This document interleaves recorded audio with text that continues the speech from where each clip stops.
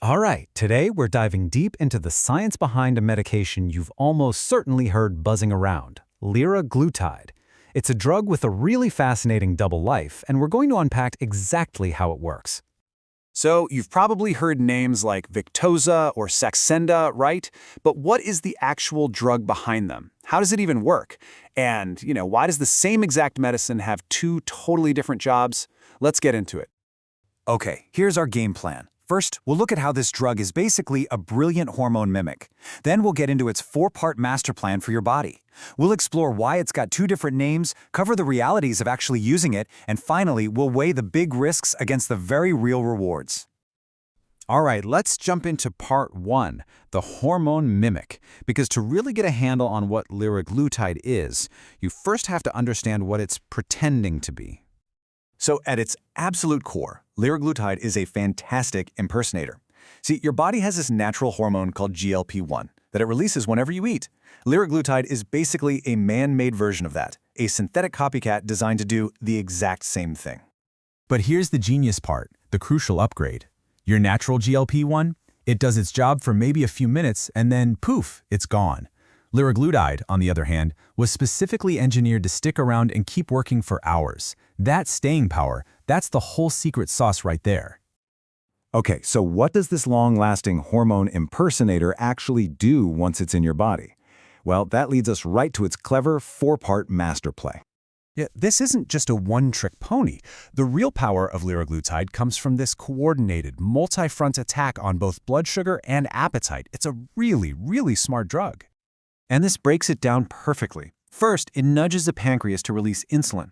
But, and this is super important, only when your blood sugar is actually high. That's a built-in safety feature. At the same time, it tells your liver, hey, hold off on releasing extra sugar. Then, step 3, it slows down your stomach, which is exactly why people feel full for longer. And finally, it sends a direct message to your brain's appetite center, basically turning down the I'm hungry signal. It's a four-part harmony all working together. Which brings us to a really common question. Section 3, 2 drugs, 2 missions. If it's the same exact medication, why the 2 different brand names? What's that all about? This chart makes it super clear. It really just boils down to 2 things, the dose and the goal. Victoza, that's the name you see for treating type 2 diabetes. The main mission there is blood sugar control. Now, Saxenda is literally the same drug, but it's used at a higher dose, and it's specifically for chronic weight management. So same tool, just used for 2 very different jobs. Okay, so let's get practical. What's it actually like to take this stuff? That's what we're jumping into in Section 4, the realities of use. So, it's a once-daily injection. Patients give it to themselves with a pretty simple pre-filled pen. But here's the really critical part, how you start. A doctor will always begin with a super low dose and then slowly, week by week, ramp it up. This start low, go slow method is absolutely essential.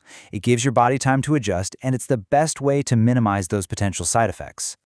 And yeah, speaking of side effects, these are the ones you'll hear about the most, especially right at the beginning. It makes sense, right? Since the drug works on your gut and your brain, things like nausea, maybe some diarrhea, and definitely a decreased appetite, they're pretty common. But the good news, for most people, this stuff is mild and it usually gets a lot better or goes away completely as their body gets used to the medicine. All right, now for our final section, and honestly, it's the most critical one, risks versus rewards. This is a powerful medicine, so it is incredibly important to look at both sides of the coin here. And we have to start with the most serious warning a drug can carry, which is called a black box warning from the FDA. Here's the deal. In studies on animals, the drug was linked to a certain type of thyroid tumor. Now, we don't know for sure if this happens in humans, but because of that risk, the drug is an absolute no-go. It's contraindicated for anyone who has a personal or family history of 2 very specific and rare thyroid cancers. That's medullary thyroid carcinoma, or MTC, and multiple endocrine neoplasia syndrome type 2, or MEN2.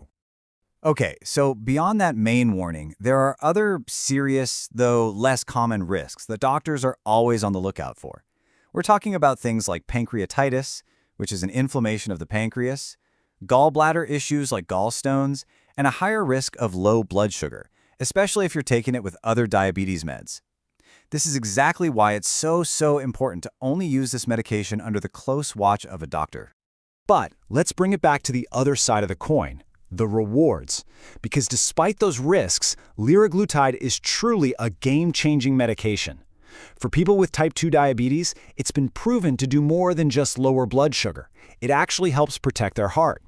And for people who have been struggling with obesity, it's a legitimate, science-backed tool that can lead to really meaningful and lasting weight loss. So, what's the big takeaway here? Well, liraglutide is an incredibly powerful tool, but it is definitely not a simple fix or a magic bullet. Success with this medication really depends on a solid partnership between a patient who knows the deal and a doctor who's paying close attention. It's a massive leap forward in medicine, and it kind of leaves you wondering, right? As we get even smarter about mimicking our own body's chemistry, what other amazing treatments are waiting just around the corner?